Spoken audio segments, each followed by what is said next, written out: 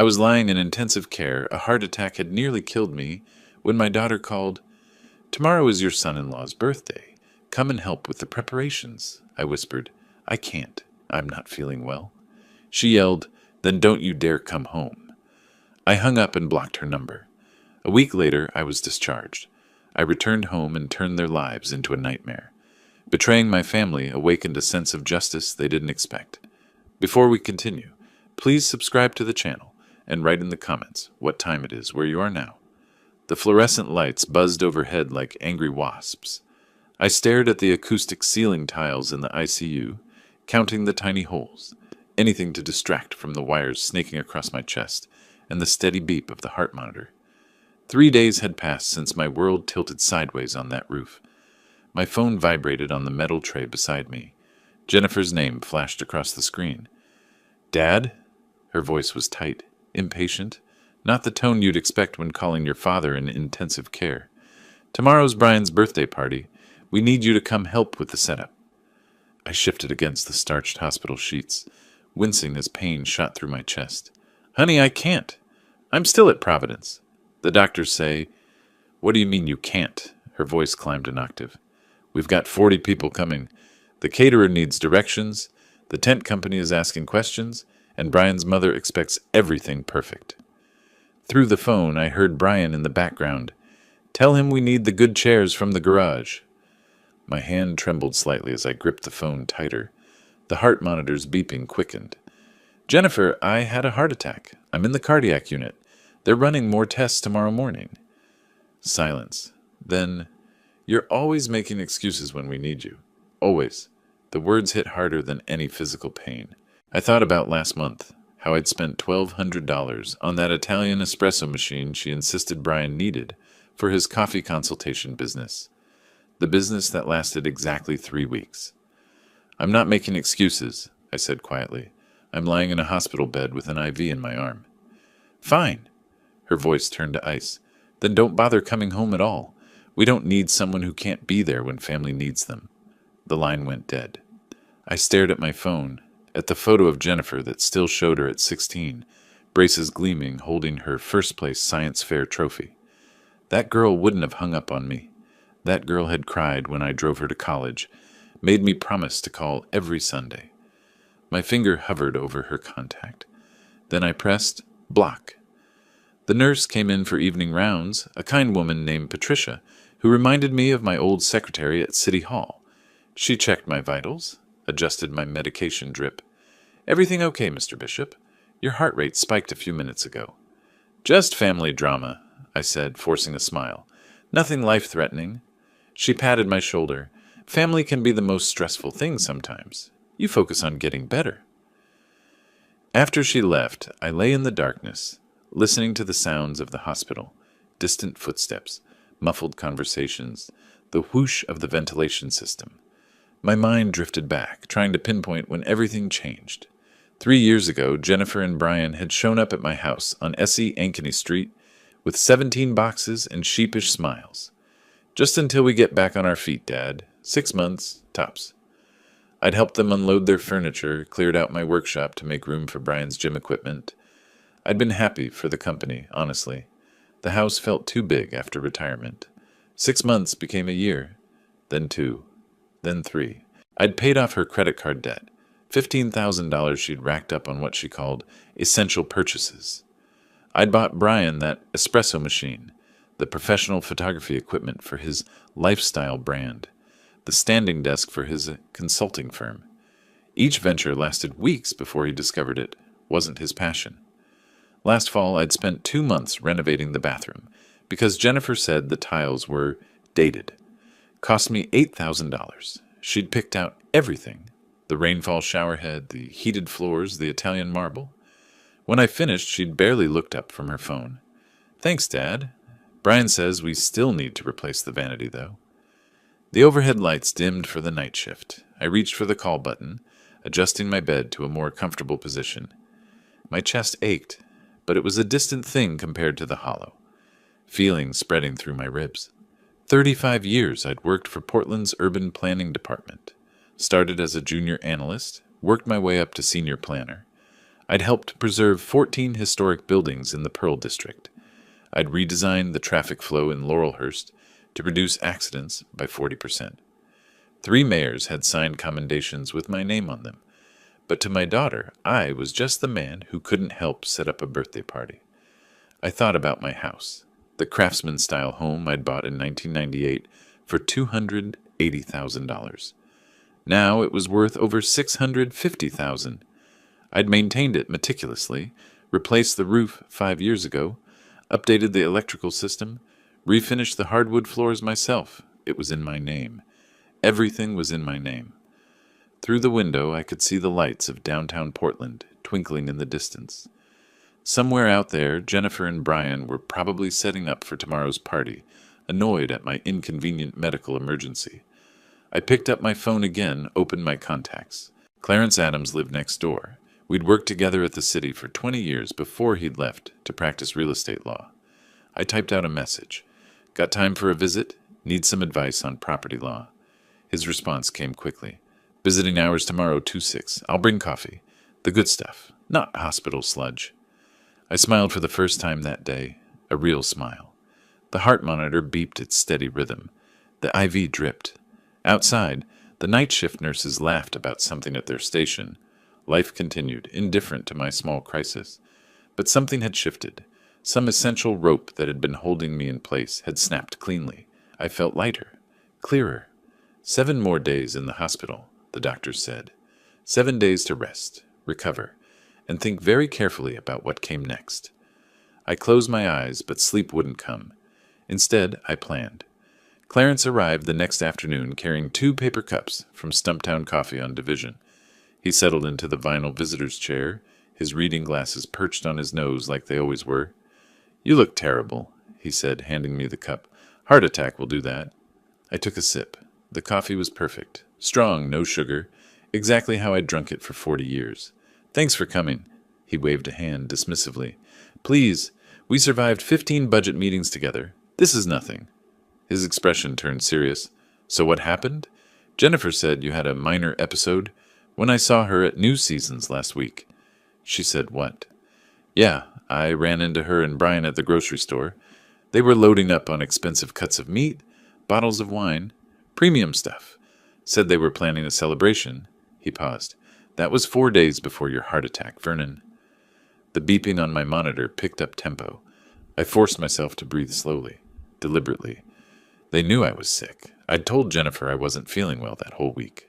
Clarence's jaw tightened. The party was tomorrow, right? That's what she mentioned? Tomorrow. I stared at the pale green walls. While I'm hooked up to machines, they're celebrating. There's something else. Clarence shifted uncomfortably. I didn't want to mention it, but given the situation, 2 weeks ago I saw them returning from somewhere. Tanned, happy. Brian was pulling designer luggage from a taxi. They went on vacation? Looked like it. I asked Jennifer how the trip was, and she got this deer in headlights look. Said it was just a quick weekend thing. He pulled out his phone, scrolled through something. I checked my Ring camera footage. They were gone for 8 days. The taxi that dropped them off had an airport shuttle company logo. Hawaii, probably. Or Mexico. Somewhere with beaches and umbrella drinks.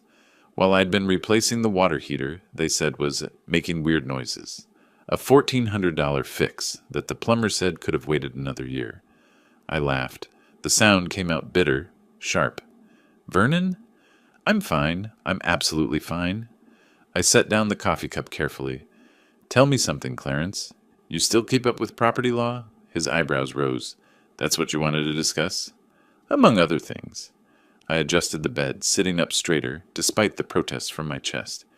If someone's been living in your house, rent-free, for 3 years, what are your options? Clarence leaned back, processing. In Oregon? You've got several, especially if there's no lease agreement. He pulled a small notebook from his jacket pocket. Always the lawyer. You'd file for eviction through the Multnomah County Circuit Court. Without a lease, they're considered tenants at will. You'd need to give them at least 30 days' notice. But given they've been there over a year, it's actually 90 days under Oregon revised statutes. 90.427. 90 days. I rolled the number around in my mind. That's manageable. Vernon, are you seriously considering... What if someone tried to refinance your property without permission, forged signatures on loan documents? His pen stopped moving. That's fraud, federal crime, bank fraud, forgery. We're talking serious charges. He studied my face. Has someone done this? Hypothetically? Hypothetically, that person would be looking at up to 5 years in federal prison. Oregon also has state charges for identity theft and forgery. Class C felony. He set down his notebook. Vernon, what's going on? The door opened. A nurse, different from Patricia, came in to check my vitals. We sat in silence while she worked, updating my chart, asking routine questions about pain levels. When she left, I spoke quietly. I need you to do me a favor. After I'm discharged, I want you to check something. Public records, credit reports if you can access them legally, Jennifer and Brian's financial situation. That's not exactly. I'm not asking you to do anything illegal. Just public records, property liens, court filings, that sort of thing. You know how to navigate that world better than I do. Clarence studied me for a long moment. All right. But Vernon, whatever you're thinking, I'm thinking about protecting what's mine. I met his eyes. I'm thinking about 35 years at the planning department, about the pension I earned, about the house I bought with my own money. I'm thinking about being told not to come home while I'm recovering from a heart attack. He nodded slowly. I'll make some calls, see what I can find. After he left, I spent the afternoon watching the ceiling and remembering. Not the recent years. Those hurt too much. I went further back. Jennifer at 7, losing her first tooth during breakfast. How she'd cried because she thought it meant she was broken. I'd sat her down, explained how growing up meant changing, how the new tooth would be stronger. She'd kept that baby tooth in a little box for years. Jennifer at 15, furious because I wouldn't let her go to a concert in Seattle. You don't trust me? You never trust me? 2 weeks later, 3 kids from her school went to that concert and got arrested for drug possession. She'd never apologized, but she'd hugged me tight that Sunday morning. Jennifer at 22, college graduation. I'd given her a check for $5,000, my savings from a year of side consulting work. Start your life right, I'd said. She'd cried, promised to make me proud. Where did that girl go? The days blurred together. Patricia taught me breathing exercises. Dr. Patel explained my medications, beta blockers, blood thinners, cholesterol management. I nodded, asked questions, played the role of compliant patient, but my mind worked overtime. On the 5th day, Clarence returned with a manila folder. You're not going to like this, he said, pulling the chair close. He opened the folder, revealing printouts. Jennifer and Brian have a combined debt load of approximately $239,000. The number hung in the air like smoke. The Lexus is financed for $85,000 at 6.9% interest. Brian has outstanding debts from a failed LLC, something called Parker Consulting Solutions, totaling $120,000. Collection agencies are actively pursuing him. They've got 3 maxed credit cards between them, another $34,000. I processed each number, filing it away. What about income? Jennifer makes $52,000 annually at Powell Marketing Group.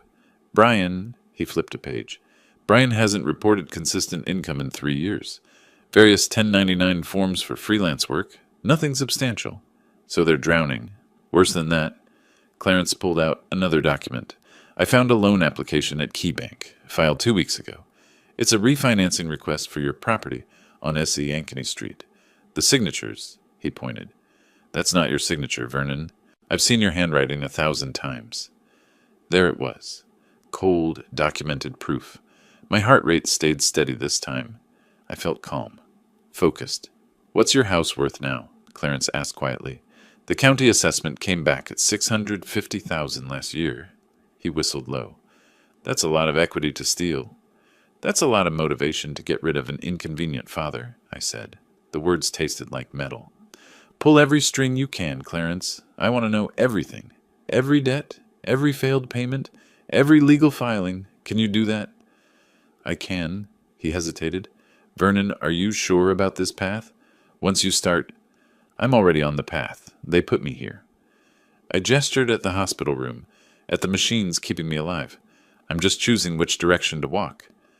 After Clarence left, I picked up my phone, scrolled through old photos. Jennifer and Brian's wedding 5 years ago. I'd paid for half of it, $18,000. Just to help us start off right, Dad? Brian had shaken my hand, called me his hero. I deleted the photo. One by one, I went through my gallery. Deleted every image of them. 3 years of memories, erased with steady taps of my thumb. When I finished, only older photos remained. Jennifer as a child, Jennifer in college, Jennifer before Brian, before the debt, before the entitlement. Dr. Patel discharged me on the 7th day. Take it easy, Mr. Bishop. No strenuous activity. Someone picking you up. I'll manage, I said. The Uber driver helped me into his Prius, made small talk about the weather while we drove through morning traffic. Portland looked different somehow, sharper, clearer. We passed the house where I'd worked on the Historic Preservation Committee case in 2003, the coffee shop where I used to grab lunch during budget season. 35 years of my life woven into this city's fabric. The driver turned onto S.E. Ankeny Street. My house came into view, the craftsman-style gem I'd maintained for decades. The yard looked good. Jennifer must have hired someone to mow it, with my money probably. In the driveway sat a vehicle I'd never seen before, a black Lexus RX 350, gleaming in the March sunlight, window sticker still partially visible in the rear window. I smiled. Right here is perfect, I told the driver. As I walked toward my front door, I could see through the window. New furniture in the living room, a massive flat-screen television mounted on the wall. Everything looked expensive, curated, perfect, built on debt and stolen equity. I unlocked the door with my key, stepped inside. Jennifer and Brian were in the kitchen. They turned, faces going pale. Dad, Jennifer said, you're home. Surprise, I said quietly. Hope the party was nice. Jennifer's coffee cup clattered against the granite countertop. Brian stood frozen by the refrigerator, a bottle of craft beer halfway to his lips. The kitchen smelled like expensive takeout, Thai food from that place on Hawthorne that charged $20 for pad Thai. We weren't expecting you, Brian said finally. He set the beer down slowly, like I was a wild animal he didn't want to startle. The hospital said another week at least. They said I could recover at home. I moved carefully into the living room, one hand on my chest. Not entirely an act. My ribs still ached. Figured I'd be more comfortable in my own bed. The furniture hit me again now that I was closer. A sectional sofa in charcoal gray that looked straight out of a West Elm catalog. A coffee table made of reclaimed wood and steel. The massive television had to be 75 inches, maybe more. I did quick math in my head. Probably $12,000 worth of new furniture, minimum. This is different, I said. Oh. Jennifer laughed, but it came out wrong, too high-pitched. Yeah, we did some redecorating. The old stuff was so worn out, you know? We thought you'd like the upgrade. Did you now? She flinched at my tone. Good. Let her squirm. Brian cleared his throat, trying to regain control. We were actually going to surprise you when you got back. Make the place feel fresh, more modern. Investment in the property value, really. I turned to look at him. Really look.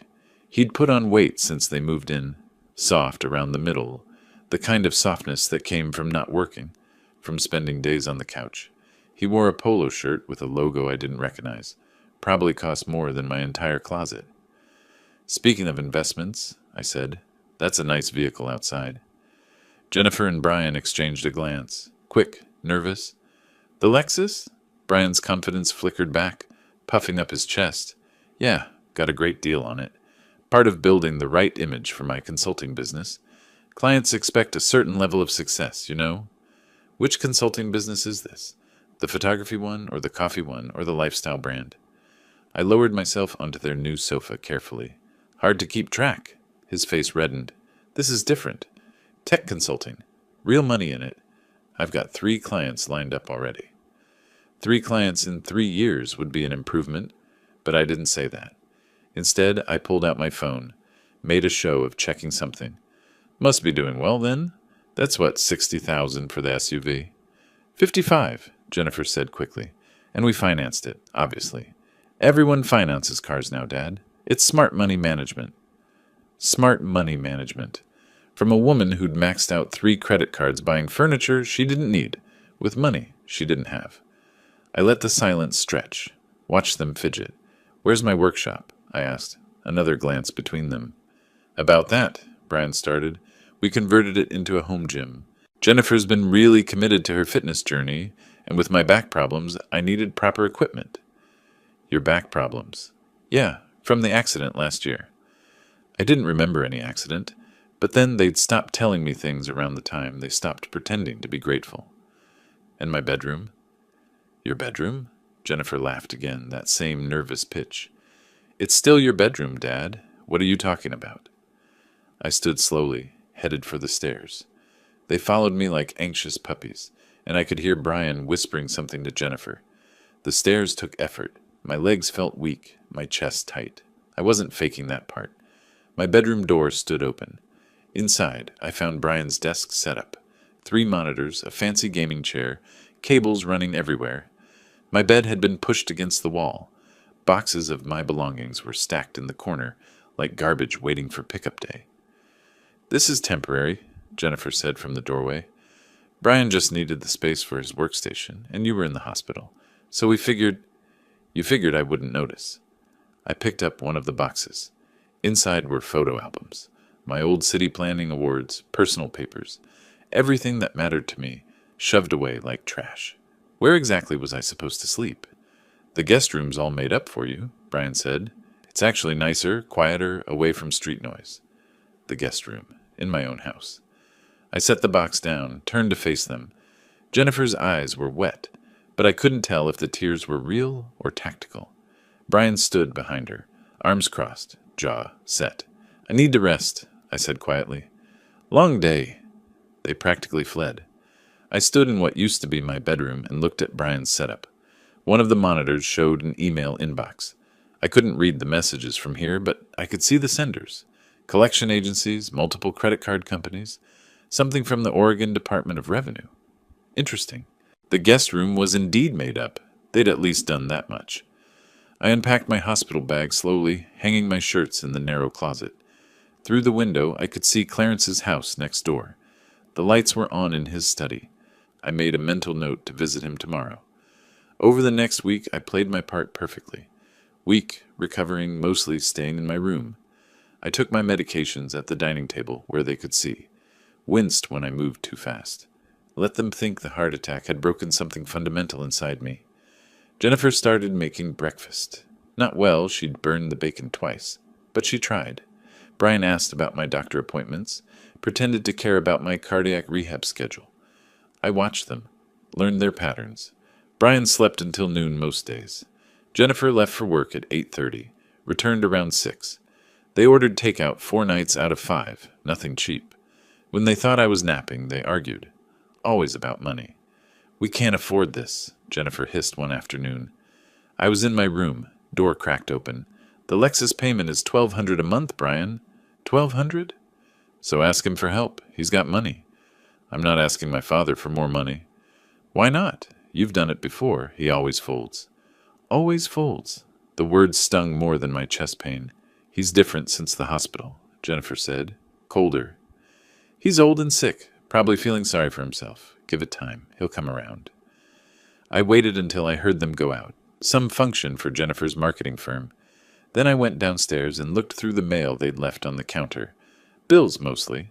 A notice from KeyBank about their mortgage application. Additional documentation required. The refinancing attempt. Clarence had been right. I photographed everything with my phone.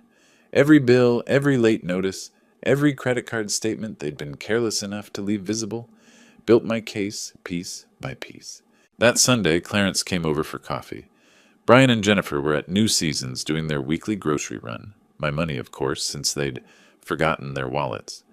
You look better, Clarence said, though his eyes said he knew I was performing. Appearances can be deceiving. I poured us both coffee. I'd started buying the expensive beans from Stumptown, leaving the receipts where Jennifer would find them. Let her see what her father could still afford. Did you find a good real estate attorney?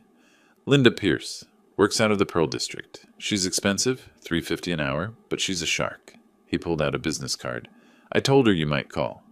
I'll set up a meeting. I slid the card into my wallet. What about the refinancing? Bank rejected it last week. Documentation irregularities, they said. Basically, they figured out the signature was forged. He stirred his coffee slowly.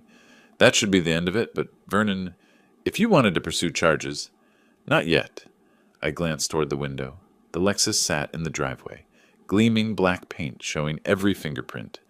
I want them to understand the full scope of their situation first. Which is?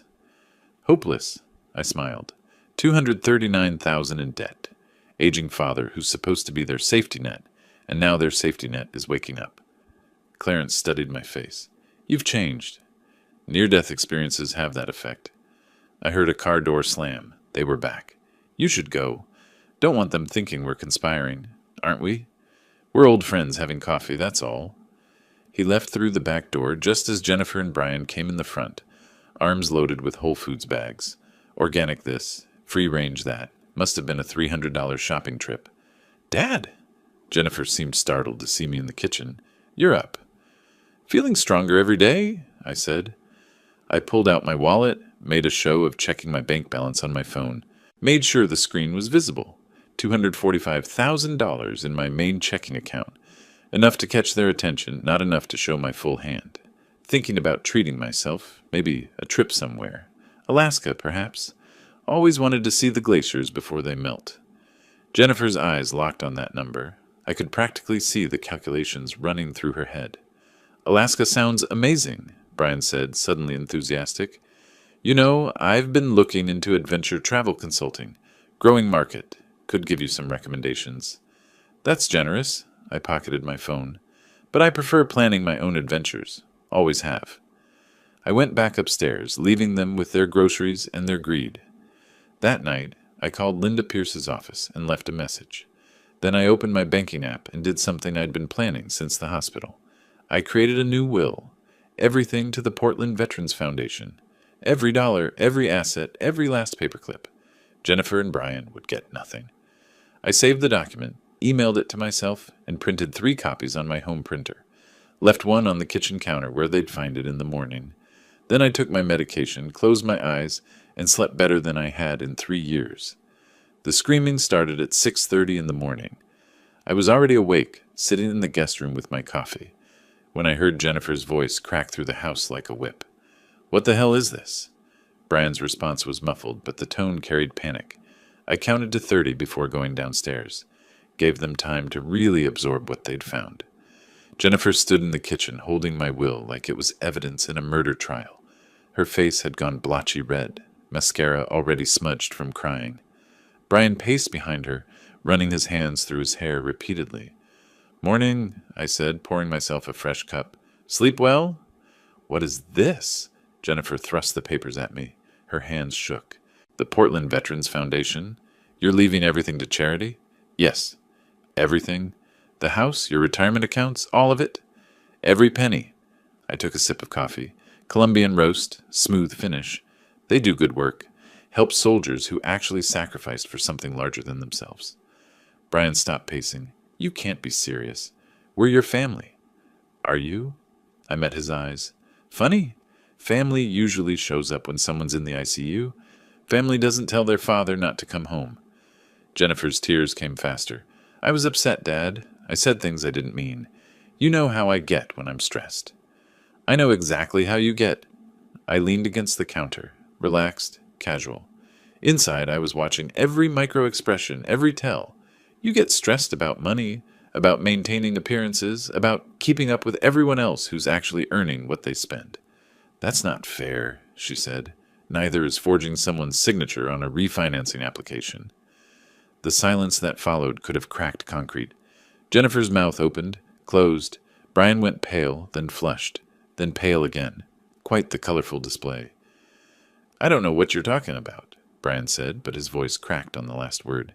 KeyBank flagged your application. Documentation irregularities. I pulled out my phone, showed them the photograph I'd taken of the bank notice. Turns out banks are pretty good at detecting forgery. Who knew? Jennifer sank into a chair. Dad, please, let me explain. Explain what? How you tried to steal my house? How you've been bleeding me dry for 3 years? I set my coffee down carefully. Here's what's going to happen. You're going to get jobs, real ones. You're going to pay your own bills, and you're going to start looking for somewhere else to live. You're kicking us out? Jennifer's voice climbed to a register I hadn't heard since she was 13. We have nowhere to go. Should have thought about that before treating me like an ATM with a heartbeat. Brian stepped forward, jaw tight. You're being unreasonable. We made one mistake. One? I laughed. It came out cold, sharp. Let's count, shall we? The $15,000 in credit card debt I paid off. The $8,000 espresso machine for your coffee business that lasted 3 weeks. The bathroom renovation. The photography equipment. The lifestyle brand supplies. Should I continue? Those were investments in our future, Brian said. No, those were investments in your delusions. I picked up my phone again. Linda Pierce, real estate attorney. I have a meeting with her this afternoon. Want to guess what we'll be discussing? Jennifer stood abruptly, chair scraping loudly. You wouldn't actually evict us. Your own daughter. My own daughter told me not to come home while I was recovering from a heart attack. I kept my voice level, measured. That daughter doesn't exist anymore. I'm just protecting my assets from strangers who happen to share my last name. Over the next week, they tried everything. Jennifer brought home my favorite meals, or tried to. The pot roast was overcooked, the potatoes underdone. She'd never learned to cook properly, always relied on takeout or my efforts. She sat across from me at dinner, attempting small talk about her day at work, asking about my cardiac rehab. I answered in monosyllables. Yes, no, fine. Brian suddenly developed an interest in home maintenance. I found him in the garage one afternoon, attempting to organize my tools. He'd mixed up the socket sets, put the wrenches in the wrong drawers. 40 years of careful organization destroyed in his attempt to appear helpful. What are you doing? I asked from the doorway. Thought I'd help out. You know, with your heart and everything, you shouldn't be doing heavy work. So you're destroying my tool organization? I'm trying to help. His frustration showed through, anger simmering beneath the forced smile. You're making this impossible, Vernon. It's Mr. Bishop, I said, and you can leave my tools alone. Their tactics shifted. They started bringing up old memories. Remember when we went to the coast, Dad? Remember my high school graduation? Remember how happy we all were? I remembered. I remembered every moment they were trying to weaponize against me.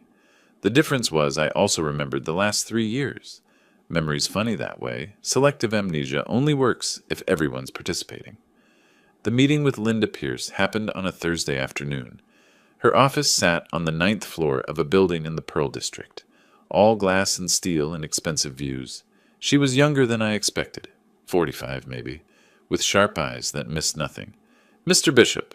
She shook my hand firmly. Clarence speaks highly of you. He speaks highly of everyone. It's annoying. She laughed. Fair enough. Let's talk about your situation. I laid it out methodically. 3 years of cohabitation without a lease. No rent paid, no formal agreement. The refinancing attempt with forged signatures, the debt load they were carrying. Linda took notes on a yellow legal pad, her pen moving quickly. Oregon's landlord-tenant law is clear on this, she said when I finished. They're tenants at will. Since they've been there over a year, you need to give 90 days notice under ORS 90.427. After that, if they refuse to leave, you file for eviction through the circuit court. And the forgery? That's criminal. Bank fraud, identity theft, forgery, take your pick. She tapped her pen against the pad. You could file a police report. The Multnomah County DA would probably be interested, given the amount involved. How interested? $650,000 property? They'd be very interested. Class C felony, up to 5 years. She studied my face. Is that the route you want to take? I thought about Jennifer at 7, losing her first tooth. Jennifer at 15, hugging me after that concert situation. Jennifer at 22, crying at graduation. Then I thought about her face on that phone call, her voice saying, Don't bother coming home. Let's start with the eviction, I said. The criminal charges are leverage if they don't cooperate. Smart. Linda pulled out a contract. My retainer is $5,000. Hourly rate is $350. Given the circumstances, I'd estimate total costs around $12,000 to $15,000 if it goes to court. Money well spent. I pulled out my checkbook, the same one I'd had for 20 years. Worn leather cover, pages filled with carefully logged transactions. Wrote the check with steady hands. Back home, Jennifer and Brian were in the living room, having what they probably thought was a private conversation. I could hear them from the driveway. He's not going to budge, Brian said. The old man's lost it. He's not lost anything. He's punishing us. For what? Being family? Using resources that would have been ours anyway? For the phone call. For everything. Jennifer's voice cracked. I messed up, Brian. I really messed up. So fix it. Cry more. Apologize better. Old people always forgive their kids eventually. Old people. As if I were some generic elderly person, not the man who'd raised Jennifer, paid for her education, given her everything. I opened the front door loudly, made sure they heard me coming. They sprang apart like guilty teenagers. Jennifer wiped her eyes quickly. Brian straightened his shoulders, putting on his confident face. How was your appointment? Jennifer asked, voice syrupy sweet. Productive.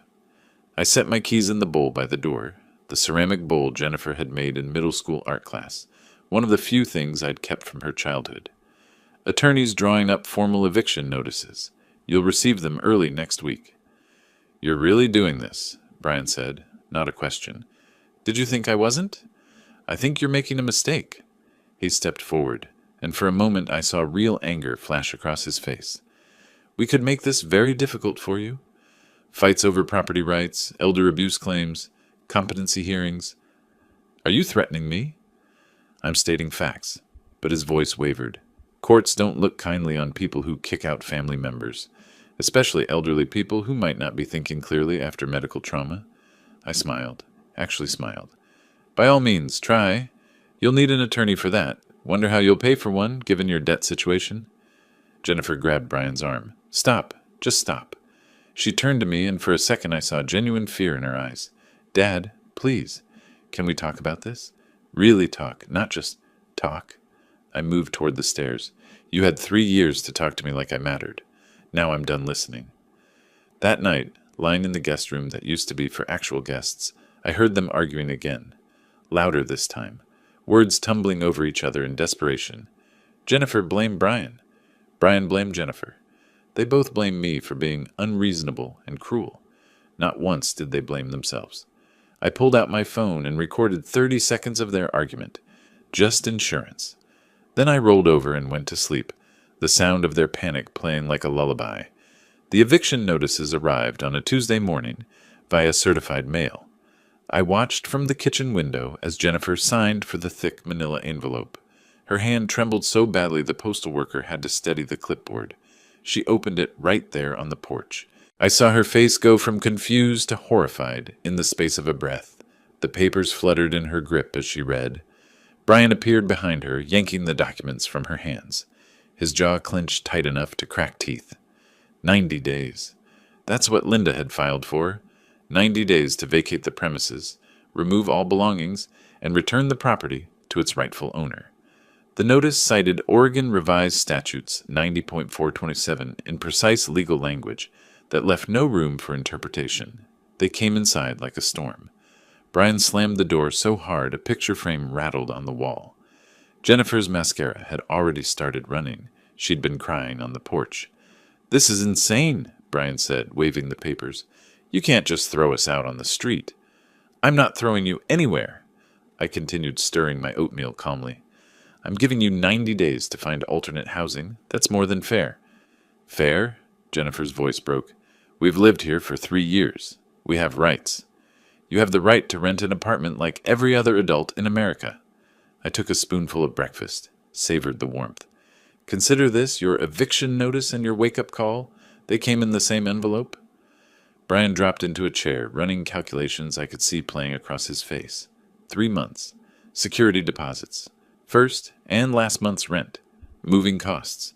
With their debt load, they'd need at least $8,000 up front just to secure a decent place.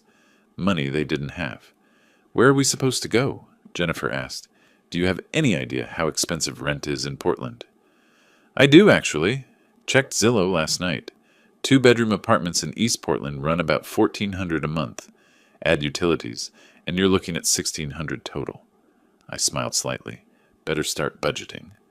This is revenge, Brian said. Pure revenge. You're punishing us for one mistake. Multiple mistakes. And yes, it's accountability. Novel concept. I know. Over the following week, they hired an attorney, or tried to. The first 3 firms they contacted turned them down. Small retainers, complicated case, clients with obvious credibility issues. Finally, they found someone willing to take them on. Marcus Webb, according to the business card I found left on the counter, practices out of a strip mall in Gresham. Reviews online were mixed at best. Webb sent Linda a letter demanding we halt eviction proceedings while they explored their options regarding tenant rights and potential elder abuse claims. Linda called me, read it aloud, then laughed so hard I had to hold the phone away from my ear. "He's fishing," she said. "Classic desperation move. Threatens elder abuse, competency issues, anything that might make you back down. Will it work? Only if you're actually incompetent, which you're clearly not. I'll respond with medical documentation from your doctors showing full cognitive function. We'll also include records of all the money you've given them over 3 years. Shows a pattern of them exploiting you, not the reverse." "How long until court?" "They filed for a hearing. Judge Harrison's docket is backed up. Probably mid-July for the actual eviction hearing." She paused. "Vernon, there's something else you should consider. The forgery. That bank application. We could file criminal charges." I'd been thinking about that, weighing it. What would that involve? Police report to start. Portland PD, White-Collar Crime Division. They'd investigate, hand it to the Multnomah County DA. Given the amount involved and the clear evidence, they'd likely prosecute. Brian would be looking at a Class C felony, 3 to 5 years if convicted. 3 to 5 years. I thought about Jennifer visiting Brian in prison, trying to explain to their future children why Daddy was gone. Thought about how that would destroy what was left of their lives. Then I thought about lying in that ICU bed, wires crossing my chest, listening to Jennifer tell me not to come home. "File it," I said. The police came on a Thursday. 2 detectives, Rodriguez and Thompson, mid-40s. Professional, thorough. I gave them everything. The bank documents showing the forged signature. My actual signature for comparison. The rejection letter citing documentation irregularities. Even the photographs I'd taken of other bills and statements. Brian was out when they arrived. Jennifer sat frozen on the new sectional sofa, watching the detectives take notes. Her face had gone pale as paper. "Mrs. Parker," Detective Rodriguez said gently, "did you have knowledge of your husband's attempt to refinance this property?" Jennifer's mouth opened, closed. I don't... I'd advise you to speak with an attorney before answering any questions." Detective Thompson added, "This is a serious matter. Bank fraud is a federal crime." After they left, Jennifer sat in stunned silence for 20 minutes. I made myself a sandwich, ate it at the kitchen table, flipped through the Oregonian like it was any other Thursday. "You called the police on us," she finally said, "on your own family." "I reported a crime. There's a difference. Brian's going to prison. Do you understand that? Prison. He committed a felony." I folded the newspaper neatly. "Actions have consequences. Something I should have taught you better when you were younger." She stood abruptly, knocking over a decorative pillow. "You're destroying our lives." "No, sweetheart. You destroyed your own lives. I'm just declining to be collateral damage." That Sunday, they made their most desperate play yet. I was in the garage organizing tools, putting them back the way they belonged after Brian's help, when a white sedan pulled up. A woman in her 50s emerged, carrying a clipboard and wearing an official-looking lanyard. Social Services. Brian appeared from nowhere, suddenly concerned and attentive. "Thank you so much for coming, Miss Patterson. We're really worried about him." I walked out slowly, wiping grease from my hands, played it perfectly calm. "Can I help you?" "Mr. Bishop?" The woman, Ms. Patterson, smiled professionally. "I'm Carol Patterson from Adult Protective Services. Your family called with some concerns about your well-being." "Did they now?" "They mentioned you recently had a serious medical event and might be experiencing some confusion, making impulsive decisions." She glanced at her notes. "Possibly unsafe to live independently." I saw Brian's game immediately. Declare me incompetent. Get guardianship. Control my assets. Not bad for someone who couldn't keep a coffee business running for a month. "Would you like to come inside?" I asked. "I just made fresh coffee. We can talk." Inside, I gave Ms. Patterson the full tour, showed her my medication organizer, perfectly sorted by day and time, my cardiac rehab schedule, never missed an appointment, my medical records from Dr. Patel, all indicating excellent recovery and full cognitive function. Then I showed her my work history. 35 years at Portland Urban Planning. The awards, the commendations from 3 different mayors, the historic preservation work, photos of me speaking at city council meetings, presenting to the Planning Commission. As you can see, I said, my mind is quite sound. Ms. Patterson took notes, nodded. Mr. Bishop, I'm required to ask, do you feel safe in this home? Is anyone pressuring you or controlling your finances? Interesting question. I pulled out the folder I'd prepared. Knew this was coming, thanks to Clarence's warning. Here are bank statements showing 3 years of withdrawals, benefiting my daughter and her husband. Roughly $80,000 total. Here's the police report I filed regarding attempted bank fraud.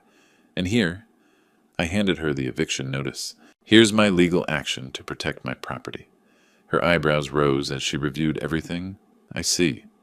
My daughter and son-in-law are in significant debt. They're facing eviction and possible criminal charges. This call wasn't about my welfare. It was about them trying to maintain control of my assets.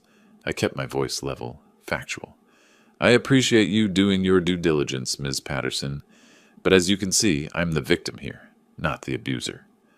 Brian's face had gone from confident to ashen. Jennifer sat on the couch, head in her hands. Ms. Patterson stood, collecting her materials. Mr. Bishop, you appear to be in full control of your faculties and making informed decisions about your property and care. I'll note in my report that the concerns raised appear to be unfounded. She turned to Jennifer and Brian. Filing false reports with APS is a serious matter. I strongly suggest you focus on addressing your own situation. After she left, the silence stretched thin and dangerous. Nice try, I said finally. But I survived 40 years of city bureaucracy. You think one social worker was going to intimidate me? We were trying to help you, Brian said weakly. No, you were trying to steal from me legally instead of illegally. Points for creativity, I suppose. I headed for the stairs. 82 days until you're out. Better start packing. That night, I heard them fighting again. Really fighting this time. Crashes, thuds. Jennifer screaming that this was all Brian's fault. Brian shouting back that she was the one who made the phone call that started everything. I lay in bed listening to my family tear itself apart and felt nothing but the cold satisfaction of watching dominoes fall exactly as planned. June arrived with unseasonable heat. Portland temperatures climbed into the 90s, and the house, built in 1925 without central air, became a pressure cooker of tension and sweat. Jennifer stopped going to work some days. I'd hear her on the phone with her manager at Powell Marketing, making excuses about family emergencies and stress. Her voice carried through the thin walls, pitchy and desperate. Brian spent hours in what used to be my bedroom, door closed, doing whatever unemployed consultants do when their world collapses. The financial pressure showed in small ways first. Generic brands appeared in the pantry instead of organic. The expensive craft beers vanished, replaced by cheap domestics. I noticed Jennifer's nails, she'd always kept them professionally manicured, growing out, polished, chipped, and neglected. Clarence stopped by one afternoon while they were both out apartment hunting. He carried a folder under his arm and wore his serious face. "You're the talk of Laurelhurst," he said, settling into my porch chair. "Am I now?" Betsy Morrison asked me about it at the grocery store. Said she heard Jennifer and Brian were being evicted by Jennifer's father. He opened the folder. Then Karen Walsh mentioned it at the hardware store, and Phil Henderson brought it up at the Rotary Club meeting. How does everyone know? Jennifer told someone at her work. That someone told their neighbor. Neighbors talk. He shrugged. You know how it works. Small community. Big drama. The gossip mill. I'd forgotten about that particular weapon. In a neighborhood like Laurelhurst, established families, long-term residents, everyone knowing everyone's business, reputation mattered. Jennifer and Brian were becoming the cautionary tale people whispered about over coffee. What are they saying? I asked. That you're being abused by your daughter and her husband, that they've been living off you for years, that they tried to steal your house. Clarence pulled out a newspaper clipping. This doesn't help their case either. It was from the Multnomah County Court records, published in the legal notices section of the Oregonian. My eviction filing printed in black and white for anyone searching court documents. Bishop v. Parker. Case number, hearing date, mid-July. Just like Linda said, everything public record. Linda says this is good for us, I said. Shows pattern of behavior if they try to claim I'm being unreasonable. It's more than good. It's devastating for them. Clarence leaned forward. Vernon, I don't think you realize how bad their situation is. Between the debt, the eviction, and the criminal investigation, they're toxic. No landlord will touch them. No bank will loan to them. They're in free fall. I should have felt something. Guilt, maybe. Remorse. Instead, I felt the same cold clarity that had sustained me since the hospital. They made their choices. They did, Clarence agreed.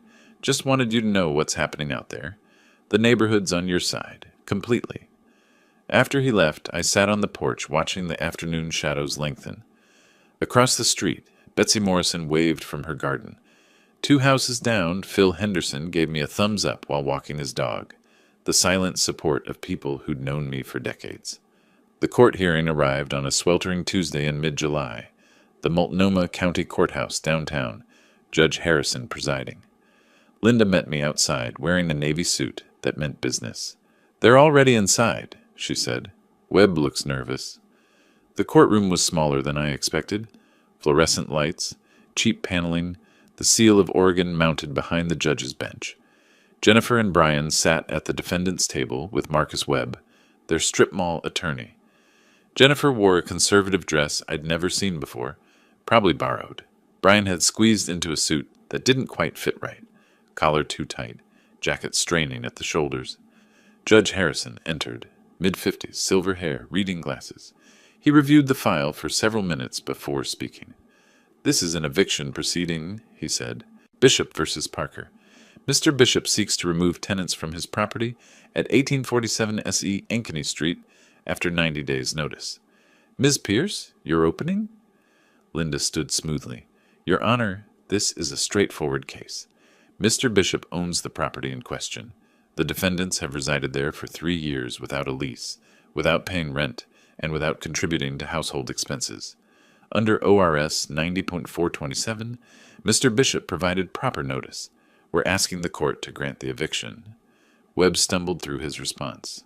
Talked about verbal agreements, family obligations, the hardship eviction would cause. Judge Harrison listened with the patient expression of someone who'd heard it all before. Mr. Webb, the judge interrupted, do you have any documentation of a rental agreement? Any proof of rent payments? Well, no, Your Honor, but any lease, written or otherwise? It was an informal family arrangement. That's not a legal basis to prevent eviction. Judge Harrison turned to me. Mr. Bishop, you're the property owner of record? Yes, Your Honor. Purchased in 1998. Deeds in my name alone. And you provided 90 days' notice as required. I did. The judge reviewed more papers. I see there's also a pending criminal investigation related to attempted bank fraud involving this property. Brian's face went white. Jennifer grabbed his hand under the table. Yes, Your Honor, Linda said. The defendants attempted to refinance Mr. Bishop's property without authorization using forged signatures. The Multnomah County District Attorney is reviewing charges. Judge Harrison's expression hardened. He removed his glasses, fixed Brian and Jennifer with a look that could have frozen lava. So you're living rent-free in your father-in-law's house, not contributing financially, and attempted to steal his equity through fraud. Webb opened his mouth. Nothing came out. Your Honor, Jennifer said suddenly, voice cracking, my father had a heart attack. We were trying to help. By forging his signature on loan documents? No, that's not. We were desperate. Desperation doesn't justify fraud, Miss Parker. The judge put his glasses back on. This court grants the eviction. Defendants have 45 days from today to vacate the premises. That's September 1st. Any belongings remaining after that date will be considered abandoned. The gavel came down. Sharp. Final. Jennifer burst into tears. Brian sat frozen, looking like he'd been hit by a truck. Webb gathered his papers quickly, avoiding eye contact. Outside the courthouse, Linda shook my hand. Clean victory. 45 days is actually generous. Judge could have given them 30. September 1st? I repeated. The date felt symbolic somehow. Labor Day weekend. New beginnings. They'll likely appeal, Linda warned. But given the circumstances, I doubt it'll go anywhere. You've got a solid case. I watched Jennifer and Brian exit the building. She leaned on him heavily, face buried in his shoulder. He stared straight ahead, jaw clenched. Marcus Webb said something to them, gestured helplessly, then walked away toward the parking garage. Even their attorney was abandoning them. The Uber ride home felt different, lighter. I looked at Portland passing by, the food cart pods, the Powell's Books building, the bridges crossing the Willamette. My city, the place I'd spent my career trying to improve, to preserve, to protect. Now I was protecting myself. That evening I found a note on the kitchen counter. Jennifer's handwriting, shaky and rushed. Dad, please, we need to talk. Really talk. Before it's too late. Jay, I folded the note carefully, put it in my pocket, went to my computer and checked my bank accounts, my investment portfolios, my retirement funds. Everything in order, everything protected. Then I pulled up rental listings for East Portland, found several options in their price range, small apartments, older buildings, nothing fancy but adequate. Printed them out, left them on the counter where Jennifer would find them. A olive branch, sort of. More like a roadmap to their new reality. Through the walls, I heard Brian's voice raised. Your father is destroying us. Everything we built. We built nothing, Jennifer shouted back. We lived off him like parasites. Don't you see that? The first crack of self-awareness. About time. I made myself dinner, salmon, roasted vegetables, a glass of decent wine. Ate alone at the kitchen table with the window open, warm July air carrying the scent of roses from Betsy Morrison's garden. 43 days until they were gone. 43 days until my house was mine again. I could wait. August brought no relief from the heat or the tension. The house felt smaller each day, packed with boxed belongings and simmering resentment. Jennifer and Brian moved through the rooms like ghosts, avoiding each other, avoiding me, avoiding the reality of September 1st approaching with the inevitability of a freight train. The Lexus disappeared on a Thursday morning. I was drinking coffee on the porch when the tow truck arrived. Bank of America repo, according to the logo on the side.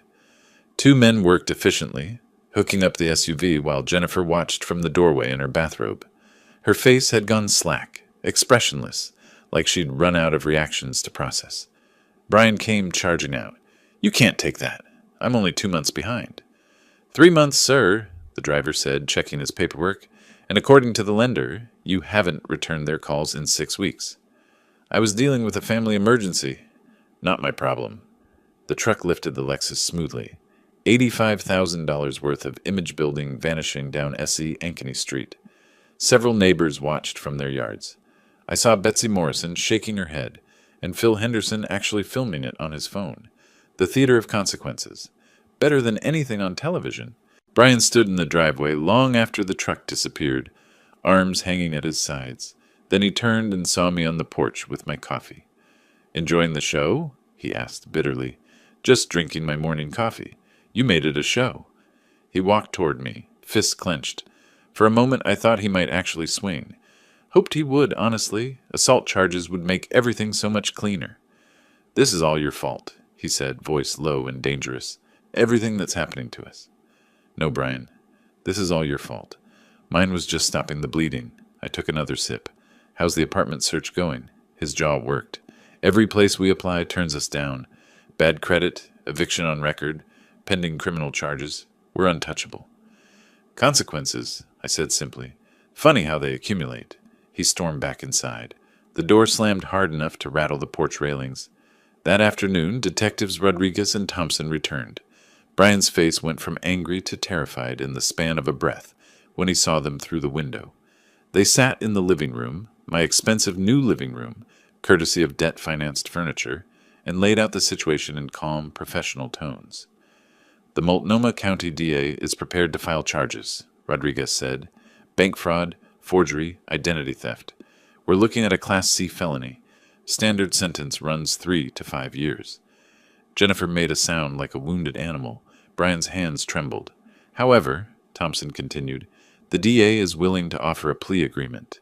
Mr. Parker pleads guilty to attempted fraud, accepts 3 years supervised probation, and pays restitution of $50,000 to Mr. Bishop.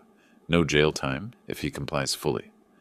$50,000. I watched Brian process that number, watched him calculate how impossible it was, how utterly beyond his reach. And if he doesn't take the deal? Jennifer asked quietly. Trial. If convicted, mandatory minimum of 3 years in state prison, possible maximum of 5. Plus restitution, legal fees, court costs. Rodriguez handed Brian a business card. You've got until next Tuesday to decide. Talk to your attorney. After they left, Brian sat motionless on the sectional sofa. Jennifer paced, arms wrapped around herself, spiraling into full panic mode. $50,000, she repeated. Where are we supposed to get $50,000? Your father, Brian said flatly. Ask him. They both turned to look at me. I'd been standing in the kitchen doorway witnessing the whole scene. Absolutely not, I said. Dad, please. Jennifer's voice broke. Brian will go to prison. Our lives will be destroyed. Your lives are already destroyed. You did that yourselves. I pulled out a chair, sat down at my own kitchen table. I paid your debts before. $15,000 for credit cards, $8,000 for equipment, bathroom renovation. Every single time you promised things would change. They never did. This is different. This is exactly the same. You want me to bail you out so you can keep pretending your choices don't matter? I shook my head.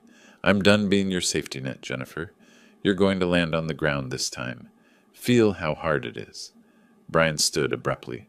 You're a miserable old man who can't stand seeing other people happy. I'm a man who finally stopped letting his family steal from him. I met his eyes calmly. Take the plea deal, Brian. 3 years probation is better than prison. Figure out how to make the payments. Get a job, a real one. Join the rest of us in the adult world. He stormed out. Jennifer stayed, tears streaming down her face. I remember when you used to love me, she said softly. I still love you. That's why this hurts. I stood, moved toward the stairs. But love doesn't mean letting you destroy yourself. Or me. Over the next 2 weeks, their apartment search grew increasingly desperate. They'd applied to 23 places according to the spreadsheet I saw Jennifer working on. 23 rejections. The eviction on their record, Brian's pending criminal case, their combined debt load. They'd become untouchable in Portland's competitive rental market. Finally, they found something. A studio apartment in East Portland, near 82nd Avenue. Not the glamorous area they'd imagined for themselves. The building was old, the neighborhood rough, but the landlord, some guy who owned several rundown properties, agreed to take them for $1,100 a month, plus a massive security deposit of $3,000. Jennifer's mother loaned them the money. I'd never met the woman. She and Jennifer's late father had divorced when Jennifer was young, minimal contact after. But desperation makes people reach out to anyone who might help. We're signing the lease tomorrow, Jennifer announced one evening. Move-in date is September 1st. Convenient timing, I said. She looked exhausted, hair pulled back in a messy ponytail, no makeup, wearing sweatpants and an old t-shirt. The polished marketing professional had disappeared, replaced by this hollow-eyed stranger. I found something else too, she said, when I was packing. In the garage. She handed me an old shoebox. Inside were letters, ones I'd written to her during her freshman year of college. Pages of fatherly advice, encouragement, stupid jokes to make her laugh during finals week. I'd sent one every week for the entire year. I'd forgotten about these, she said. Reading them now, I don't recognize that person anymore. The daughter you wrote to. The one who cared about something besides money and appearances. She's still in there somewhere. Is she? Jennifer's voice cracked. Because I'm not sure anymore. I look at what we did to you, what I did, and I don't understand how we got here. One bad decision at a time, I said, compounding. She nodded slowly. Brian's taking the plea deal. His attorney says it's the smart move. $50,000 in restitution, payable over 3 years. He'll have to get a real job finally. And you? I'm staying at Powell Marketing. They haven't fired me yet, though everyone knows about the eviction. She laughed bitterly. I'm the office scandal. The woman whose father kicked her out. The woman who tried to steal her father's house, I corrected. Words matter, Jennifer. Yeah. She picked up the shoebox. Can I keep these? The letters? They're yours? She left the kitchen carrying pieces of a better past when things had been simpler, when she'd been someone worth writing to every week. The last week of August arrived with cooler temperatures and a sense of finality. Boxes filled every room. U-Haul reservations were made. Jennifer and Brian barely spoke to each other, communicating through terse text messages and post-it notes. I watched it all with the detachment of an urban planner observing a failed development project, documenting the collapse, taking notes, learning lessons for future reference. On the morning of August 31st, Brian signed the plea agreement at the courthouse. 3 years probation, $50,000 in restitution, community service requirements. Judge Harrison presided over that too, made sure Brian understood every term, every condition, every consequence of violation. "This is mercy, Mr. Parker," the judge said. "Don't waste it." Brian nodded numbly, signed everywhere the prosecutor indicated. That evening I sat on my porch watching the sunset paint the sky orange and purple. Tomorrow they'd be gone. Tomorrow my house would be mine again. Tomorrow I could start repairing what they'd broken, not just the physical space, but something harder to name. Clarence joined me with 2 beers. We sat in comfortable silence the way old friends do. "You won," he said finally. "Did I?" "Legally, financially, morally. Yes, absolutely." He took a sip. "But Vernon, you look tired." "I am tired." I stared at the sunset. Winning is exhausting. Regrets? I thought about that. About the heart attack, about the phone call, about every moment that led to this one. "No," I said finally. "They needed to learn this lesson. I just wish I hadn't been the one who had to teach it." We sat until the stars came out. 2 old men on a porch, bearing witness to the end of something that never should have happened in the first place. September 1st dawned cool and gray. Marine layer fog rolled in from the Willamette, blanketing Laurelhurst in thick moisture that clung to everything. Appropriate weather for an ending. The U-Haul arrived at 7 in the morning. Brian had rented the smallest size they offered, 10 feet, barely enough for a studio apartment's worth of furniture. He and Jennifer loaded boxes in tense silence, working like strangers forced together by circumstance rather than marriage. I stayed out of their way, made coffee, read the newspaper, pretended this was a normal Saturday morning. But I watched through the kitchen window, documenting every trip they made from house to truck. Around noon, Jennifer came inside one last time. She was searching for something in the garage, digging through the boxes I'd moved there months ago when Brian took over my bedroom. I heard her moving things around, the scrape of cardboard on concrete. Then silence. I walked to the garage door. Jennifer stood frozen, holding a cardboard box I'd forgotten existed. Inside were my awards from the city planning department. 35 years of commendations, certificates, plaques. The Portland Historic Preservation Award from the mayor in 1995. The Urban Planning Excellence Award from the American Planning Association. Letters from city council members thanking me for specific projects. Newspaper clippings about the Pearl District renovation I'd helped design. "What is all this?" she asked quietly. "My career." She pulled out the Historic Preservation Award, running her fingers over the engraved brass plate. "You saved 14 buildings from demolition. It says so right here. Why didn't you ever tell me?" "You never asked?" Jennifer set the award down carefully, like it might break. Pulled out another, this one from the governor's office, recognizing my work on statewide zoning reform. Then another, and another. A lifetime of achievement she'd never bothered to learn about. "There's a newspaper article here," she said, holding up a yellowed clipping from the Oregonian. From 2003, Vernon Bishop, Portland's quiet guardian of history. It talks about how you personally fought developers who wanted to tear down the buildings on NW 21st. You testified at 18 different council meetings. You won. I remember. "Dad, this says you were offered a position in the mayor's office. Chief planning advisor. You turned it down? The job required too much travel. You were in high school. I wanted to be home for dinner." I leaned against the doorframe. "Priorities." She looked at me then, really looked, like she was seeing someone she'd never met. I had no idea. All these years I thought you were just a city employee. A desk job. Nothing special. "Nothing special," I repeated. The word stung more than I expected. "Is that what you thought?" "We assumed—" She trailed off, face reddening. "Brian said you were probably making 40 or 50,000 a year when you retired. that your pension was small, that you needed us as much as we needed you. The depth of their ignorance was almost impressive. My pension is $92,000 annually, plus Social Security, plus investment returns. Her mouth opened, closed. How much do you have saved? More than enough. I wasn't going to give her exact numbers. Let her imagination fill in the blanks. The house alone is worth $650,000. Then there's retirement accounts, investments, bonds.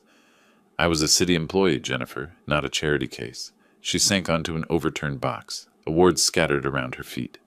We thought we were helping you, keeping you company. Brian said elderly people need family around to stay healthy. Brian said a lot of convenient things. Oh my God, she put her head in her hands. We treated you like you were nothing, just a wallet with a pulse. And all this time, you were someone important, someone who mattered.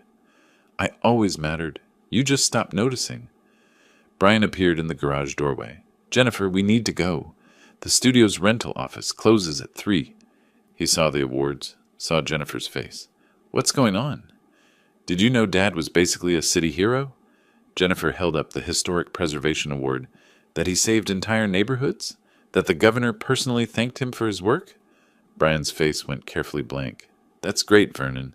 Very impressive. You knew, Jennifer said slowly. You knew, and you didn't tell me. I knew he had a decent pension, yeah. So what? So we've been treating him like he was some poor retired clerk who needed our help. Her voice climbed, when really we were the ones drowning, and he was the only thing keeping us afloat. Keep your voice down. Brian glanced toward the street where neighbors were definitely listening. This isn't the time. When is the time, Brian? After we've lost everything? After we've burned every bridge? Jennifer stood, shoving the box toward him. Look at this. Really look. This is who my father is, and we tried to steal his house. The shame hit her all at once. I watched it spread across her face like a stain, the full weight of what they'd done, who they'd done it to, what they'd destroyed in the process. She started crying, huge gasping sobs that shook her whole body. Brian tried to take her arm. She pulled away violently. Don't touch me. This is your fault. You told me he was just an old man with some savings. You told me we deserved this house more than he did. You told me... She broke off, crying too hard to continue. I told you what you wanted to hear, Brian said coldly. Don't pretend you weren't part of every decision we made. The truth of it shut her up. She had been part of it. Every choice, every manipulation, every casual cruelty. They'd built their delusions together, brick by brick. I picked up one of the awards, the one from the American Planning Association, solid walnut with brass plating, and set it back in the box carefully. You should finish loading. The rental office closes soon. Jennifer wiped her face roughly. Dad, not now. I couldn't do this now. Couldn't process their belated understanding while they stood in my garage, surrounded by evidence of their ignorance. Just finish, please. They loaded the last boxes in silence.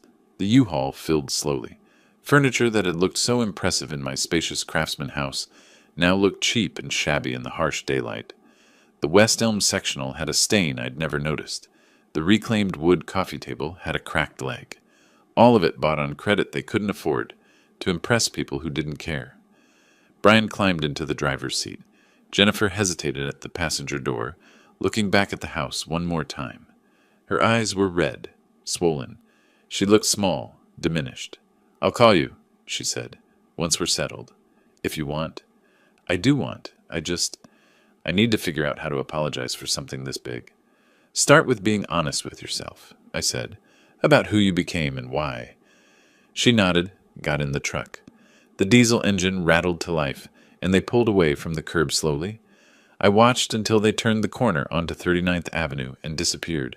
The house felt different immediately, quieter, larger, like it had been holding its breath for 3 years and could finally exhale. I walked through the rooms, slowly, taking inventory. They'd left the furniture, couldn't fit it in the studio, I supposed. Left the television, too. The expensive espresso machine sat on the counter, gathering dust, a monument to failed ambitions. In what had been my bedroom, I found Brian's desk setup still partially assembled. 3 monitors, cables everywhere, the gaming chair. He'd forgotten it in the rush. I'd have Clarence help me haul it to Goodwill. My bed was there too, shoved against the wall, unmade and dusty. I stripped the sheets, threw them in the washing machine, remade it with fresh linens from the closet, reclaimed my space inch by inch. The workshop in the garage still held Brian's gym equipment. Weights, a bench press, a rack of dumbbells, probably $1,200 worth of gear-gathering cobwebs, another donation pile. I spent the afternoon cleaning, wiping down surfaces, vacuuming corners, opening windows to let fresh air chase away 3 years of accumulated tension. The house slowly transformed back into mine. Not perfect, not yet, but recognizable. That evening, Clarence came over with steaks and a bottle of decent whiskey. We grilled in the backyard, standing around my Weber, like we used to before Jennifer and Brian moved in. The meat sizzled, fat dripping onto coals, smoke rising into the cooling September air. "How do you feel?" Clarence asked. "Empty," I admitted. "Relieved, angry, sad, all of it at once. That's healthy." He flipped the steaks expertly. "Means you're human. Sometimes I wish I wasn't." We ate at the patio table, watching the sunset paint the sky in shades of orange and pink. The neighbors' lights came on one by one. Phil Henderson waved from his deck. Betsy Morrison called out a greeting from her garden. Life in Laurelhurst continuing as it always had. The drama passed, the neighborhood settling back into comfortable routine. I was just Vernon Bishop again. Not the wronged father, not the evicting landlord, just Vernon. "Did she realize," Clarence asked, "about your career, your reputation?" "She found my awards, saw the newspaper articles." I took a drink of whiskey, felt the burn, had a moment of clarity about exactly who she'd been stealing from. Better late than never. Is it? I wasn't sure. The realization came too late to matter after the damage was already done. Knowledge without change is just guilt. Give her time. Maybe she'll surprise you. Maybe, but I wasn't holding my breath. That night, I slept in my own bed for the first time in months. The room was mine again. The house was mine again. Everything exactly as it should have been all along. But as I drifted off, I couldn't help wondering, was winning supposed to feel this hollow? 3 weeks passed before Jennifer called. I'd spent those weeks systematically reclaiming my house. Donated the expensive furniture to a charity that helped domestic violence survivors. Seemed fitting somehow. Hauled Brian's forgotten gym equipment to Goodwill, watching the workers load 40-pound dumbbells into their truck. Repainted my bedroom, hanging my own photographs back on the walls. Pictures from city projects, historic buildings I'd helped save, Portland landmarks I'd influenced. The house felt like mine again, smelled like mine, moved around me the way a well-worn shoe fits a foot. Comfortable, familiar, right. Clarence helped me install new locks. "Probably unnecessary," he said, "but it sends a message." "What message?" "That chapter's closed, permanently." When Jennifer's call came, I almost didn't answer. Her name on my phone screen brought back too much. The good memories now tainted by everything that followed. But curiosity won. "Dad?" Her voice sounded small, tired. "Can we talk?" "We're talking now." "I mean in person, please. There are things I need to say to you." I considered refusing. Would have been easier. But I'd spent 3 years avoiding difficult conversations, letting small problems grow into catastrophes. Maybe it was time to face things head on. "Stumptown coffee on Division," I said. "Tomorrow at 2. She arrived 10 minutes early. I watched her through the window as she sat at an outdoor table, fidgeting with her phone, checking the time repeatedly. She wore simple clothes. Jeans, a plain t-shirt, hair pulled back, no makeup, the polished facade completely gone. I ordered my coffee slowly, made her wait. Not out of cruelty, just testing whether she'd stay or bolt. When I finally sat down across from her, she looked up with red-rimmed eyes. "Thanks for meeting me," she said. "You look terrible." A bitter laugh escaped her. "I feel terrible. The studio it's small, really small. We can hear our neighbors through the walls. There's a leak in the bathroom the landlord won't fix. And Brian," she trailed off. "What about Brian?" "We're separating, probably divorcing." She said it flat, matter of fact. "Turns out when you strip away the comfortable house and the free ride, there's not much left between us. He blames me for everything. For the eviction, for the criminal charges, for his probation. I blame him for pushing me to treat you like an ATM. You both share that blame equally. I know. She twisted her coffee cup. I spent the last 3 weeks thinking about when it all went wrong. When I stopped seeing you as my father and started seeing you as a resource, an inconvenience. I don't have a good answer. It was gradual, I said. Small choices that became patterns. Patterns that became character. Brian got a job. Warehouse work, overnight shift, $11 an hour. He hates it. Comes home exhausted, angry at the world. She smiled without humor. I told him that's what real work feels like. He didn't appreciate that. I sipped my coffee. Waited. The restitution payments started last week. We owe you $50,000 over 3 years. That's $1,389 a month. She pulled out a folded paper, a payment schedule. I did the math. Between my salary and Brian's warehouse job, after rent and utilities and food, we have maybe $200 left each month. We can't make the payments. That's not my problem. I know. I'm not asking you to forgive the debt. She met my eyes. I'm telling you so you understand.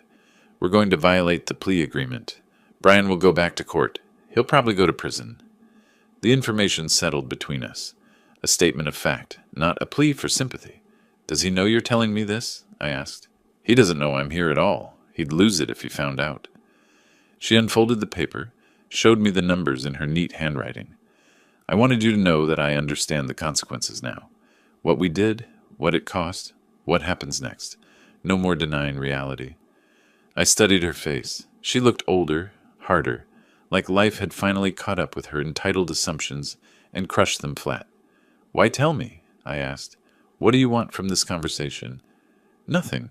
I want nothing. Her voice cracked slightly. I just wanted you to know that I see it now. Who you are. What we took from you. I found more articles online about your work, your career. You testified in front of state legislature twice. You wrote policy that's still in use today. You saved history, Dad. Real, actual history. And we treated you like you were nobody. Yes, you did. She flinched but didn't look away. I also wanted to apologize. Really apologize.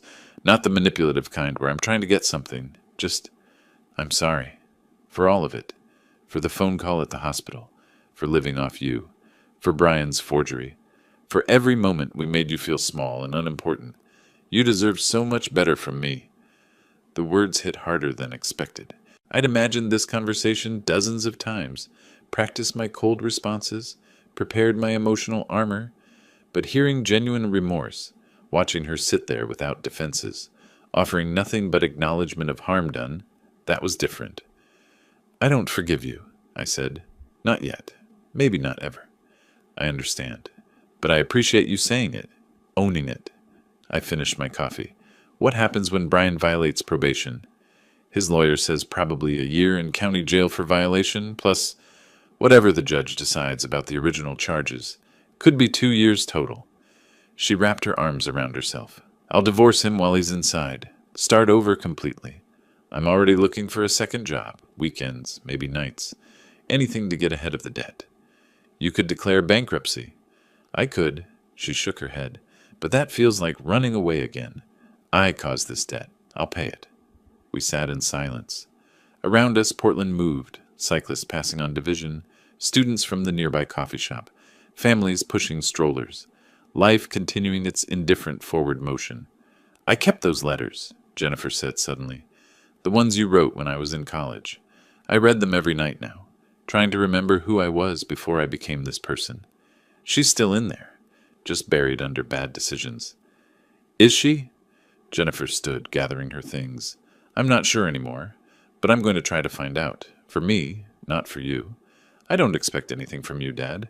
Not forgiveness, not help, not a relationship. I just wanted you to know that I finally see clearly what we did. That matters to me, even if it doesn't to you.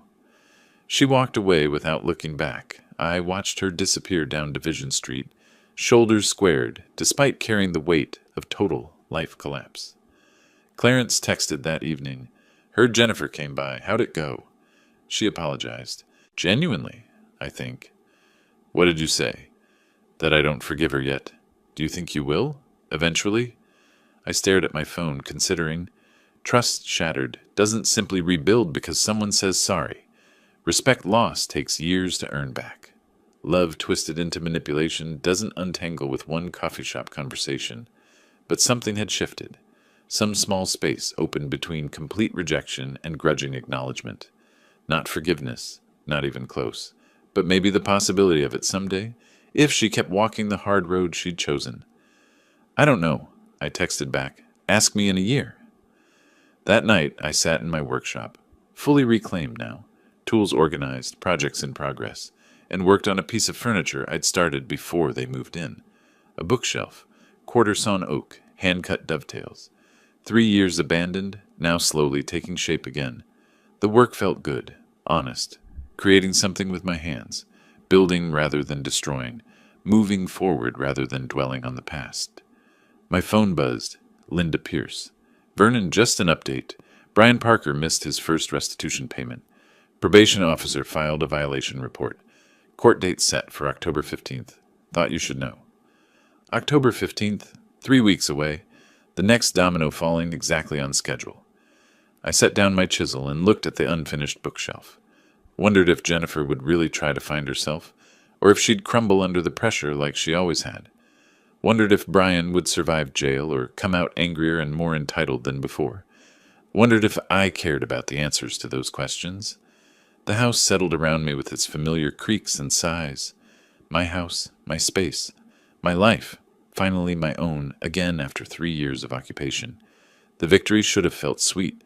Instead, it just felt quiet. Quiet was good enough. October arrived with typical Portland rain, the kind that settles in for days, turning the city gray and introspective. I didn't attend Brian's probation violation hearing.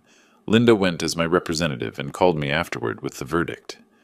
18 months in Multnomah County Detention Center, she said. Judge Harrison was not sympathetic. Said Parker had been given mercy once and squandered it. He starts serving in 2 weeks. And the restitution? Still owed in full. The debt doesn't disappear because he's incarcerated. Jennifer's on the hook for it too. They were both listed as liable. Papers rustled on her end. Vernon, this is done. You won. Completely and totally. But winning felt less satisfying than I'd imagined back in that ICU bed. More complicated. Jennifer's genuine remorse had muddied the clean lines of my revenge. Brian going to jail felt necessary, but not triumphant. Thanks, Linda. Send me your final invoice. Already in your email. It's been a pleasure working with you. She paused. For what it's worth, you did the right thing. Not the easy thing, but the right thing. After we hung up, I sat in my living room, my actual living room, not theirs anymore, and looked at the space. I'd replaced their debt finance furniture with pieces from my own storage. My old leather sofa, worn but comfortable. The oak coffee table I'd built in 1997. Everything familiar, everything mine. The house felt like home again. Finally. 2 days later, Jennifer knocked on my door. She stood on the porch soaked from the rain, no umbrella, looking like she'd walked the entire way from their studio in East Portland. Behind her, to my surprise, stood Brian. He looked diminished, thinner, gray-faced, wearing a cheap raincoat that did nothing to keep him dry. Can we come in? Jennifer asked. Please, just for a few minutes. I considered saying no. Would have been within my rights. But curiosity won again, just like at the coffee shop. They sat on my old sofa, dripping on the hardwood floors I'd refinished myself. Neither spoke immediately. Brian stared at his hands. Jennifer twisted a soggy tissue. Brian has something to say, Jennifer finally said. We both do. That's why we're here. Brian looked up. His eyes were different, haunted, defeated. I'm going to jail in 12 days, 18 months. Before I go, I needed to... He stopped, swallowed hard. I needed to apologize. Really apologize. Not the tactical kind where I'm trying to get something. Go on. I manipulated Jennifer, pushed her to see you as a resource instead of her father. I was drowning in debt from my failed businesses, and instead of admitting I'd screwed up, I looked for someone to save me.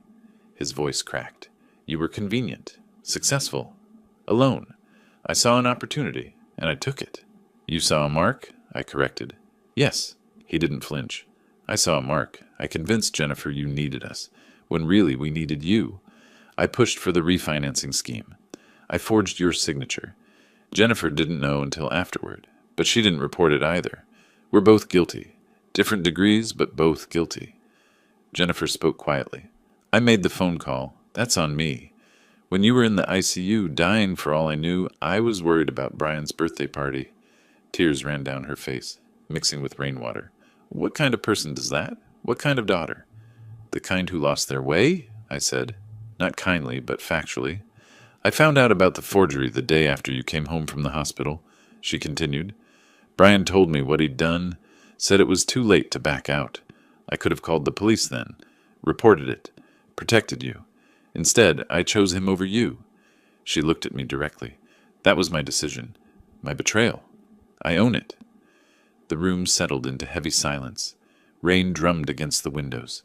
Somewhere down the street, a car passed, headlights sweeping across the walls. Why now? I asked. Why come here and tell me this? Because you deserve to hear it, Brian said. Because I'm going to prison and might not get another chance. Because Jennifer's filing for divorce and starting over, and she needs to face you before she can move forward. He stood slowly. I don't expect forgiveness. Don't deserve it. But you deserve the truth, spoken clearly, without excuses. Anything else? Just... He hesitated. Thank you. For not pressing for the maximum sentence. For giving me probation first. I wasted that chance, but you gave it. That's more than I deserved. He walked to the door, stopped with his hand on the knob. For what it's worth, the newspaper articles Jennifer found about your career, I read them all. You really were someone important, someone who mattered, and I treated you like garbage. That's going to haunt me in that cell. After he left, Jennifer remained on the sofa. We sat in silence for several minutes. I meant what I said at the coffee shop, she finally said. I don't expect anything from you. Not forgiveness, not a relationship, nothing. I just wanted you to hear it from both of us. The full acknowledgement of what we did. What happens after Brian goes to jail? I keep working, keep trying to pay down the restitution. I'm waitressing 3 nights a week now on top of my marketing job, sleeping 5 hours a night, sending every extra dollar toward what we owe you. She pulled out a crumpled envelope. This is the first payment, $200. It's not much, but it's honest. I earned it. I'm giving it. No strings attached. I took the envelope. The bills inside were worn, clearly hard-earned. Keep it. What? Keep it. Pay your own rent. Feed yourself. I set the envelope on the coffee table between us. Here's what's going to happen, Jennifer. You're going to pay the court-ordered restitution over the next 3 years. Not to me. To the system. That's justice, and it's non-negotiable. But I'm not going to grind you into dust over it. Dad, I'm not done. I leaned forward. You're going to rebuild your life. Really rebuild it. Not fake it with credit cards and borrowed money. You're going to figure out who you are without Brian, without my money, without anyone's safety net. You're going to become someone your 22-year-old self would recognize. And then maybe we try being father and daughter again. Not now, not next month, maybe not next year. But eventually, if you prove you've actually changed.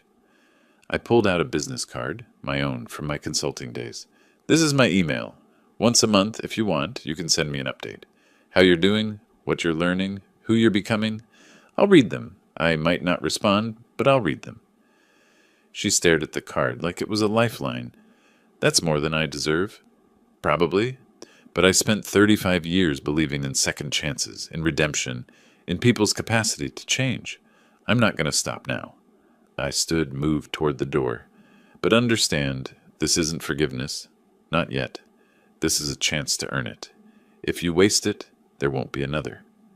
Jennifer stood, tucked the card carefully into her pocket. I won't waste it. We'll see. At the door, she turned back. The bookshelf in your workshop, the oak one with the dovetails. That's beautiful work. You saw it? When we were packing. I noticed it then, realized you'd stopped working on it after we moved in. She managed a small, sad smile. I hope you finish it. You deserve to finish things you started. After she left, I stood on the porch watching the rain. Betsy Morrison waved from her window across the street. Clarence's light was on next door, probably grading papers or reading case law. The neighborhood continuing its quiet existence, anchored by people who'd been here decades, who knew each other's histories and flaws and still chose to stay. My phone buzzed, a text from Jennifer. Thank you for the chance. I'll try to deserve it. Jay, I didn't respond. Not yet. Let her sit with uncertainty for a while. Let her work for it. Inside, I returned to my workshop. The bookshelf waited, nearly complete now. Just the final sanding and finishing left. I ran my hand along the dovetails, feeling where my chisel had cut clean lines 3 years ago. Time to finish what I started. The wood grain caught the light as I worked, showing patterns laid down over decades of growth. Oak was like that, strong, enduring, showing its age honestly. You couldn't hide oak's history, couldn't pretend the hard years hadn't happened. But those hard years made it stronger, more beautiful, more worth preserving. I thought about Jennifer's monthly emails, wondered if I'd read them with softness or skepticism, wondered if she'd actually follow through or fade away like her past commitments, wondered if 18 months from now, when Brian got out, they'd both be different people or just older versions of the same. Didn't know, couldn't know. That was the thing about second chances. They required faith in an uncertain outcome, but I'd built a career on faith. Faith that historic buildings could be saved. Faith that neighborhoods could be preserved. Faith that people, given the right incentives and consequences, could choose better paths. Sometimes that faith was rewarded. Sometimes it wasn't. Either way, I'd done what I set out to do. Protected what was mine. Enforced consequences.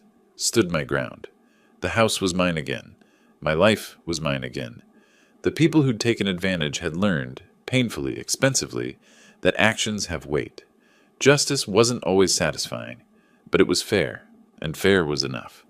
I applied the first coat of finish to the bookshelf, watching the oil soak into the wood, bringing out the grain's full beauty. Outside, the October rain continued. Inside, my house settled around me with its familiar sounds. Home. Finally, completely home. The phone buzzed again. Clarence. Dinner tomorrow? I'll bring the steaks. You're on, I typed back. And bring your good whiskey. Life moving forward. Not perfect, not healed, but moving. That was enough. That was everything. If you liked this story, please like this video, subscribe to the channel, and share your impressions of this story in the comments. To listen to the next story, click on the box on the left. Thank you for watching.